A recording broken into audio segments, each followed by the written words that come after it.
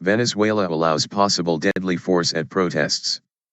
New regulations have been published in Venezuela allowing soldiers to open fire if they feel their lives are at risk during demonstrations. The rules specify a scaled approach to maintaining public order, up to and including the use of deadly force. Defense Minister Vladimir Padrino Lopez said the changes were made in response to 3 months of violent protests last year. Citizen rights groups in Venezuela say the new rules are dangerously vague.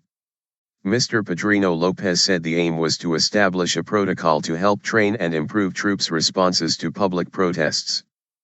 But he said the rules had been written as a profound response to human rights, to life, and to protesters. The Venezuelan ombudsman, Tarek Williams Saab, said the regulations were very clear on the progressive and differentiated use of force and the aim was to protect human rights and rights in demonstrations. Reactions. He was responding to a series of criticisms from civic groups. Marcela Maspero of the National Workers' Union called the plans a direct threat to the working class. It is the workers who have been the main participants in the social protests in the country in the last few years. She said the country was going through hard economic times, and there had been protests about the serious problems in the food supply chain and increases in the price of petrol. She felt the government was publishing these rules as a warning to the workers.